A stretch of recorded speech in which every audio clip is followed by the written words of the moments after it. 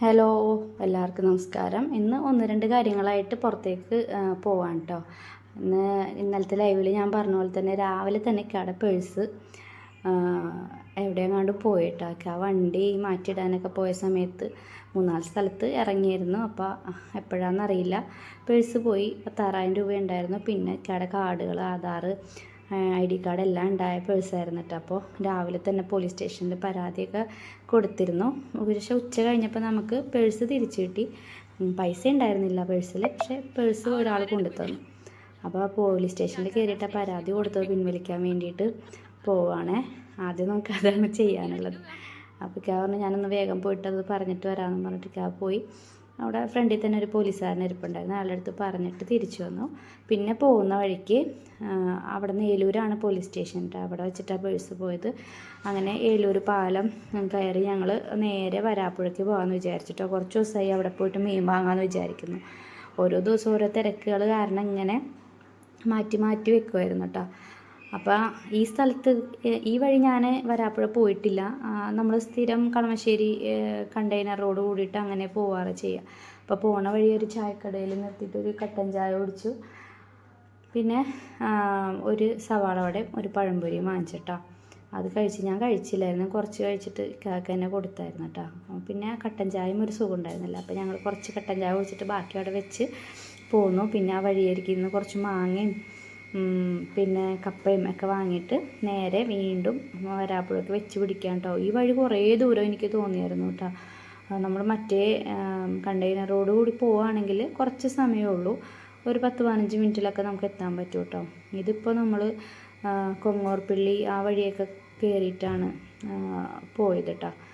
പിന്നെ ആണെങ്കിൽ നമ്മൾ ഹൈവേയിലേക്ക് ചെന്ന് ചാടിക്കഴിഞ്ഞാൽ അവിടെ നല്ല ബ്ലോക്കും ആയിരിക്കും. ഇപ്പോൾ ഹൈവേയിലേക്ക് നമ്മൾ കയറി ഷോർട്ട് കട്ട് കയറി വന്നിട്ട് ഹൈവേ വഴി ഇപ്പോൾ അവിടെ നിങ്ങൾക്ക് കണ്ടറിയാമല്ലോ, സൈഡിലൊക്കെ മണ്ണ് കൂട്ടിയിട്ട് അവിടെ റോഡിൻ്റെ പണിയൊക്കെ നടക്കുന്നുണ്ട്.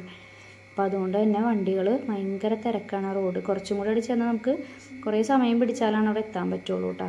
അങ്ങനെ ഇക്കാകെ ഏതാണ്ട് ഉള്ളിൽ കൂടെയൊക്കെ കയറി ഏകദേശം അവിടെ എത്താറായപ്പോഴേക്കും പണി കിട്ടി, ബ്ലോക്കായി തുടങ്ങി. പിന്നെ എന്നാലും ഉരുട്ടി ഞങ്ങൾ ഇടയിൽ കൂടിയൊക്കെ കയറി മാർക്കറ്റ് എത്താറായി. പക്ഷേ മാർക്കറ്റിൽ നല്ല മീൻ കിട്ടും, നല്ല ഫ്രഷ് മീനായിരിക്കും കേട്ടോ. അതാണ് ഇപ്പോൾ മാർക്കറ്റിലേക്ക് പോകാനുള്ള വഴി.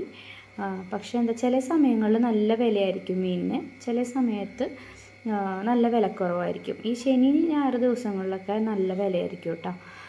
അപ്പം ഞാൻ ഇതുവരെ അത് ശ്രദ്ധിച്ചിട്ടുണ്ടായിരുന്നില്ല. അല്ലെങ്കിൽ നമ്മൾ ചെമ്മീനൊക്കെ വാങ്ങുമ്പോൾ 1 കിലോ 260, 280 അത്രയൊക്കെയാണ് ഉണ്ടാവാറ് കേട്ടോ. അപ്പോൾ ഞങ്ങൾ ആദ്യം ചെന്നപ്പോൾ തന്നെ അവിടെ സൈഡിലൊരു ചേട്ടൻ കത്തി വിൽക്കാനിരിക്കുന്നുണ്ടായിരുന്നു. നമ്മുടെ കത്തിയുടെ മൂർച്ചയൊക്കെ കുറേ ദിവസമായി ഞാൻ കത്തി മാറ്റി വാങ്ങണം, മൂർച്ചയെല്ലാം പോയിരിക്കുകയാണ്. അപ്പോൾ അങ്ങനെ ആ ചേട്ടൻ്റെ അടുത്ത് കത്തി ചോദിച്ചപ്പോൾ ആ ചേട്ടൻ കത്തിയൊക്കെ കാണിച്ചു തന്നിട്ടാ. അപ്പോൾ തൊട്ട് നോക്കിയപ്പോൾ നല്ല മൂർച്ചയൊക്കെ ഉണ്ട്. നമ്മൾ വാങ്ങുമ്പോൾ നല്ല മൂർച്ച ഉണ്ടാവും, 2-3 ദിവസം നമ്മൾ ഉപയോഗിച്ച് കഴിഞ്ഞാൽ അതിൻ്റെ മൂർച്ചയൊക്കെ പെട്ടെന്ന് പോവുകയെ.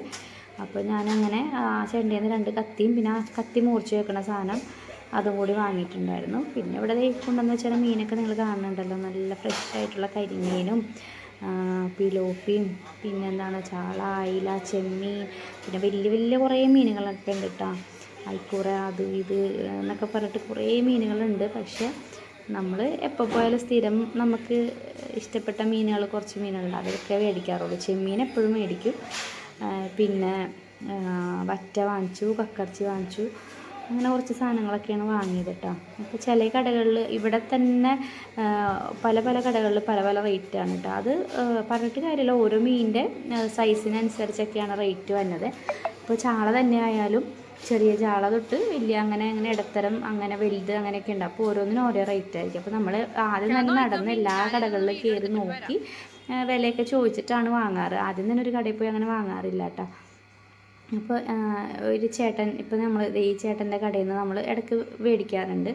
അത്യാവശ്യം നല്ല മീനാണ് കേട്ടോ. അപ്പോൾ അവിടെ നിന്ന് കക്കർച്ചി വാങ്ങിച്ചു. പിന്നെ തൊട്ടിപ്പുറത്ത് തന്നെയുള്ള ഒരു പയ്യനാണവൻ, ഇവൻ്റെ കയ്യിൽ നിന്ന് ചെമ്മീൻ 1 കിലോ വാങ്ങിച്ചു.